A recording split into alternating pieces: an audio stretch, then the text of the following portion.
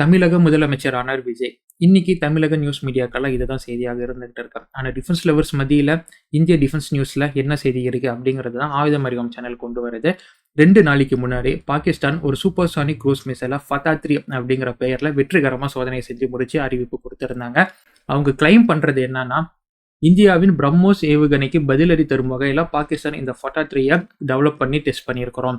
இனிமேல் பிரம்மோஸ் 3க்கு பதிலடி தரும் வகையில பாகிஸ்தானின் ஃபத்தா-3 இருக்க போகுது அப்படிங்கிறது தான் செய்தி. அப்ப மேலோட்டமா இருக்கிற செய்தியை வச்சு பார்த்தோம்னா, இத்தனை நாள் வர பிரம்மோஸுக்கு எதிரான பதில் பாகிஸ்தான்கிட்ட இல்லைங்கிற நிலைமை இப்ப மாறி இருக்கான். ஃபத்தா-3 அதற்கான விடையை பாகிஸ்தானுக்கு கொடுத்திருக்கான் அப்படின்னு இருக்கும். பட் இங்கதான் பாகிஸ்தானுடைய அசிங்கமான அரசியல் வருது. இதுல இருக்கக்கூடிய காம்போனன்ட்ஸ்ல 90% சீனால இருந்து நேரடியாக இறக்குமதி செஞ்சு பயன்படுத்தப்பட்டதாக இருக்கு. அப்ப இது உண்மையாலுமே பிரம்மோஸுக்கு சவாலிடும் வகையில இருக்கா? இதோடைய பின்னணி என்ன? பாகிஸ்தான் எப்படி ஒரு அசிங்கமான அரசியலை சீனாவுடன் சேர்ந்து பண்றாங்க? இதனால இந்தியாவின் எந்த படை பாதிக்கப்பட இருக்கு அப்படிங்கிறது தான் விரிவாக பார்க்க போறோம். ஸோ ரொம்ப இன்ட்ரெஸ்டிங் அண்ட் முக்கியமான காணொலி மை டிஃபரன்ஸ். பிரம்மோஸுக்கு ஆன்சர் பாகிஸ்தான்கிட்ட இருக்கா அப்படிங்கிற விடையை நோக்கி போக போறோம். நீங்கள் பார்த்து கொண்டிருப்பது ஆயுதம் அறிவம் தமிழ் டிஃபென்ஸ் டிகோட் சேனலுக்கு உங்களை வரவேற்கிறேன். Let's dive into it. இந்த செய்தியில நாம ஃபர்ஸ்ட் தெரிஞ்சுக்க வேண்டியது, ஃபத்தா ஃபேமிலியில இருக்கக்கூடிய மிசைல்ஸும் அண்ட் இந்த ஃபத்தா ஃபேமிலியில இருக்கக்கூடிய மிசைல்ஸ் தான் பாகிஸ்தானுடைய ராக்கெட் ஃபோர்ஸின் முதுகெலும்பாக திகழுது அப்படிங்கிறது தான். ஓகே, ஃபத்தா ஃபேமிலியில என்னென்ன மிசைல்ஸ் இருக்குன்னு கேட்டீங்கன்னா 1, 2, 3, 4 அப்படின்னு நம்ம சொல்லலாம். ஒரே வார்த்தையில இந்த ஃபத்தா மிசைல் என்ன அப்படின்னு சொல்லணும்னா, a guided multi launch rocket system, அவ்வளோதான். இந்த ஒரு வார்த்தையில இந்த மிசைலுடைய முழு விளக்கத்தையும் நம்ம அடைக்கிற முடியும். ஆனாலும் ஃபத்தா-1 அப்படிங்கிறது சிம்பிளா 140 கிலோமீட்டர் ரேஞ்ச் கொண்ட கைடட் ராக்கெட் சிஸ்டம். ஃபத்தா-2 அப்படிங்கிறது ஃபத்தா-1 கூடயே ஒரு 260 கிலோமீட்டர் ரேஞ்சை இன்க்ரீஸ் பண்ணி 400 கிலோமீட்டர் எக்ஸ்டெண்டட் ரேஞ்ச் கொண்டது தான் ஃபத்தா-2 அப்படின்னு சொல்லக்கூடியது. ஃபத்தா-4 அப்படிங்கிறது 750 கிலோமீட்டர் ரேஞ்ச் கொண்ட டெரெயின் ஹக்கிங் கேப்பபிலிட்டி உடைய ஒரு ராக்கெட் அப்படின்னு சொல்லப்படுது. ரீசெண்டாக டெரெயின் ஹக்கிங் கெப்பாசிட்டி கொண்டே ஒரு மிசைலை பாகிஸ்தான் லான்ச் பண்ணியிருந்தாங்க, டெஸ்ட் பண்ணியிருந்தாங்க அப்படிங்கிறதும் குறிப்பிட்டு பார்க்க வேண்டிய விஷயமாக இருக்கு. அண்ட் கடைசியா இந்த ஃபத்தா-3 சூப்பர்சானிக் க்ரூஸ் மிசைல். ஆக இதுதான் பாகிஸ்தானுடைய ராக்கெட் ஃபோர்ஸின் எவல்யூஷன். ஒரு 140 கிலோமீட்டர் ரேஞ்சு கொண்ட கைடட் ராக்கெட்ல இருந்து ஒரு சூப்பர்சானிக் க்ரூஸ் மிசைல் வரைக்கும் இவங்க வந்திருக்காங்க. அண்ட் இந்த ஃபத்தா-3 இண்டக்ஷன் மூலியமாக சூப்பர்சானிக் மிசைல் கொண்ட எலைட் நாடுகள் பட்டியலில் பாகிஸ்தான் முதன்முறையாக இறங்குது.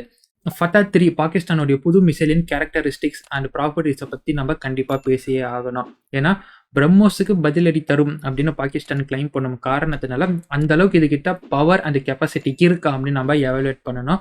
ஆன் பேப்பரில் பார்த்தோம்னா ஆமா, எஸ் அப்படிங்கிறது தான் பதிலாக இருக்கு.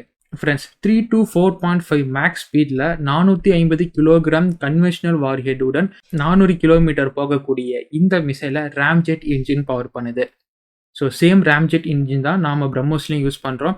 அண்ட் மேக் 3 அளவுக்கு நம்மளுடைய பிரம்மோஸும் போகும். அண்ட் கன்வென்ஷனல் வார்ஹெட்டும் இதில் இருக்குது. அது என்ன மேக் அப்படின்னு நீங்கள் கேட்டிங்கன்னா, ஒலியின் வேகம்னு சொல்லுவாங்க. த ஸ்பீட் ஆஃப் சவுண்ட், அதுதான் மேக் சொல்லுவாங்க.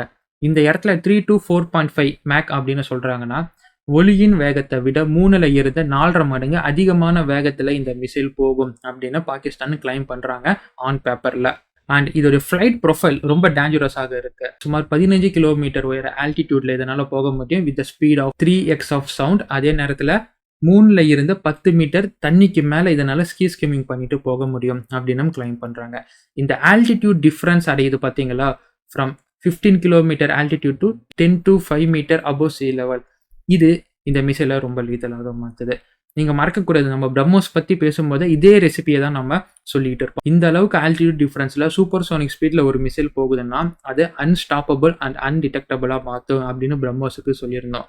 இப்போ அதே ரெசிபி தான் இந்த மிசைலையும் அப்படியே ரிஃப்ளெக்ட் ஆகுது. சுமார் 15 கிலோமீட்டர் ஆல்டிடியூட் உயரத்துலையும் இதனால் பறக்க முடியும். அதே நேரத்தில் ஸ்கிம்மிங், கடல் மட்டத்தில் இருந்து 5லிருந்து 10 மீட்டர் உயரத்தில் இதனால் பறக்க முடியும் அப்படிங்கிறது இந்த மிசைலை லீத்தலாக மாற்றுது. ஆனால் எந்த இடத்துல பிரம்மோஸுக்கும் இந்த ஃபத்தா-3க்கு வித்தியாசம் வரும்னு கேட்டிங்கன்னா, guidance system, navigation system and circular error problem.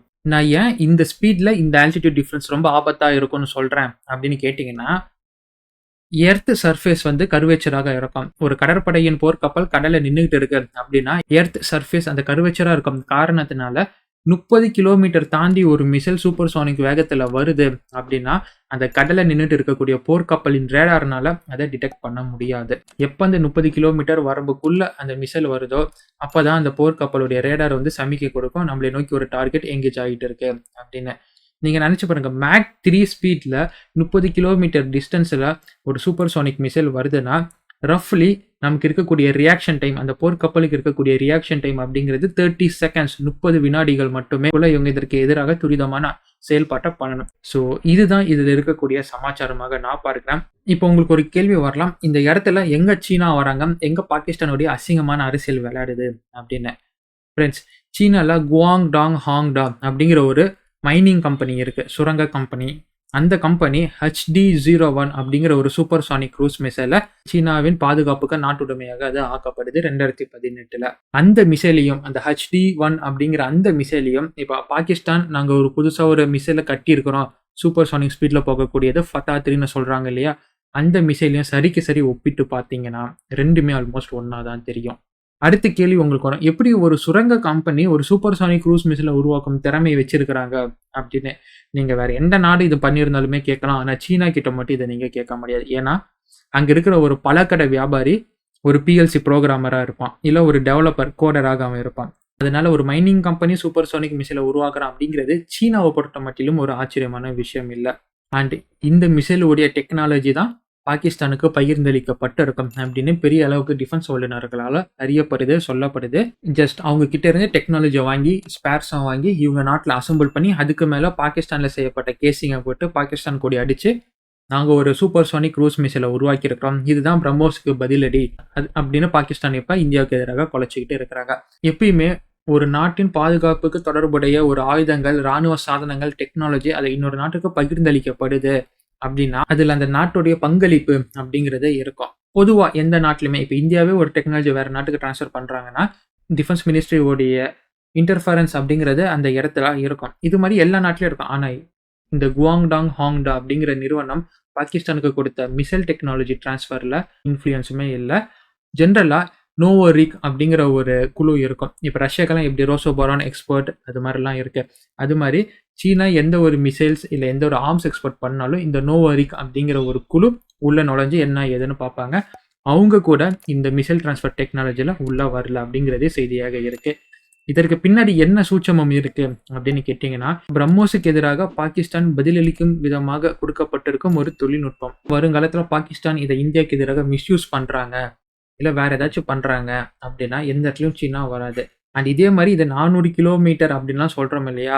Suppose சீன கவர்மெண்ட் மூலியமாக இல்லை சீன கவர்மெண்ட் உள்ள நுழைஞ்சாங்கன்னா MTCR missile technology control region மூலியமாக இதோடைய ரேஞ்ச் கேப் பண்ணப்படணும். ஆனால் இது மாதிரி எந்த ஒரு உள்நுழைவும் இல்லாத காரணத்தினால MTCR கண்ட்ரோல்குள்ளேயும் இது வர முடியாது. டைரக்டா இது எப்படி சொல்லலாம்? ஒரு பிளாக் மார்க்கெட்ல ஒரு மிசைல் டெக்னாலஜியை பாகிஸ்தான் வாங்கி அவங்க நாட்டில் செஞ்சது மாதிரி தான் இப்போ இதோடைய கணக்கு இருக்கும். இதை தான் பிளாசபிள் டினேபிலிட்டி அப்படின்னு மிலிட்ரி டேர்ம்ஸ்ல சொல்லக்கூடியதாக இருக்கும்.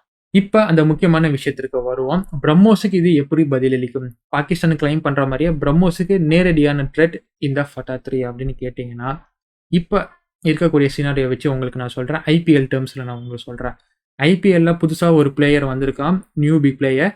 ஆன் பேப்பர்ல அவனுடைய ஸ்டாட்ஸ் பார்க்குறோம், எல்லாம் பார்க்குறோம், சூப்பரா இருக்கு. ஆனா அவனை கேம்ல இறக்கி விட்டாதான் தெரியும் அண்டர் ப்ரெஷர்ல அவன் எப்படி வேலை செய்வான், கேம் அவேர்னஸ் அவனுக்கு எப்படி இருக்கு, ஸோ எப்படி சிக்ஸ் அடிப்பான், எப்படி கேமை கடைசி வரைக்கும் கொண்டு போய் முடிப்பான் அப்படிங்கிறது எல்லாமே கேம்குள்ளே இறக்குனாதான் தெரியும். ஆனால் ஜஸ்ட் அவனுடைய ஸ்டாட்ஸை பார்த்து IPL டீமில் வாங்கிட்டோங்கிறதுனால அவன் நேரடியாக பெரிய பிளேயரை போய் பெரிய டீமை எதிர்த்து சம்பவம் செய்வான் அப்படின்னு அர்த்தம் இல்லை. ஆனால் அதே நேரத்தில் பிரம்மோஸ் அப்படிங்கிறது வேர்ல்டு கப் ஃபைனலில் செஞ்சுரி அடித்து ஒரு டீமை வின் பண்ண வைக்க காரணமாக இருந்த ஒரு பிளேயர். ஃபைனலாக என்னுடைய வெர்டிக்ட் இதுதான். ஃபத்தா 3 அதோடைய சூப்பர்சோனிக் ஸ்பீட் அண்ட் அதோடைய சேஞ்சிங் ஆல்டிடியூட் வச்சு அது இந்தியாவுக்கு ஒரு த்ரெட் அப்படிங்கிறதுல எந்த சந்தேகமுமே இல்லை. இந்தியா அந்த த்ரெட்டை கன்சிடர் பண்ணி ஆகணும், அதில் எந்த சந்தேகமும் இல்லை. ஆனால் பிரம்மோஸுக்கு எதிராக இது பாகிஸ்தானுடைய பதில்னு பாகிஸ்தான் கிளைம் பண்ணுறாங்க. அதை என்னால் ஒத்துக்க முடியாது. பிரம்மோஸ் அளவுக்கு ரிலேபிள் அந்த வெசட்டில இந்த மிசைல் வரணும்னா அதற்கு இன்னும் பல ஆண்டு காலம் பாகிஸ்தானுக்கு தேவைப்படும். அந்த மிசைலில் இன்னும் பல அப்கிரேட்ஸ் பண்ண தேவைப்படும். எடுத்தவொடனே இது பிரம்மோஸுக்கு நேரடி காம்படிட்டர் அப்படின்னு பாகிஸ்தான் சொல்றது ஒத்துக்க முடியாது. அதே நேரத்தில் பாகிஸ்தானுடைய ராக்கெட் ஃபோர்ஸாக ரொம்ப மாடர்னாக அப்கிரேட் பண்ணுறதுல சீனா முனைப்பு காட்டியிருக்கிறாங்க. அவங்களுடைய முக்கியத்துவம் இந்த இடத்துல இருக்குது அப்படிங்கிறத நம்ம மறக்கக்கூடாது மை டியர் ஃப்ரெண்ட்ஸ். ஸோ 90% சீன மிசைல் பார்ட்ஸ் அண்ட் அவங்களுடைய டெக்னாலஜி கொண்டு பாகிஸ்தான் கேசிங்கை மட்டும் உருவாக்கி ஃபத்தா 3 ஒரு சூப்பர்சானிக் க்ரூஸ் மிசைலை இந்தியாவுக்கு எதிராக நாங்கள் உருவாக்கியிருக்கிறோம் பாகிஸ்தான் சொல்கிறத நீங்கள் எப்படி எடுத்துக்கிறீங்க? அண்ட் இதை உண்மையாலுமே ஒரு த்ரெட்டாக இந்தியா கன்சிடர் பண்ணணுமா அப்படிங்கிறதையும் உங்கள் கருத்துக்களாக கமெண்ட் பாக்ஸில் சொல்லுங்கள். ஸோ என்னால் முடிஞ்ச அளவுக்கு சேகரித்த தகவல்கள் உங்களுக்கு நான் பகிர்ந்துருக்கேன். இதை பற்றின உங்களின் கருத்துக்கள் என்ன அப்படிங்கிறதையும் மறக்காமல் கமெண்ட் பாக்ஸில் போடுங்க my dear friends. Until it's signing off from Aidam Arivam and stay tuned for next video. நன்றி, வணக்கம்.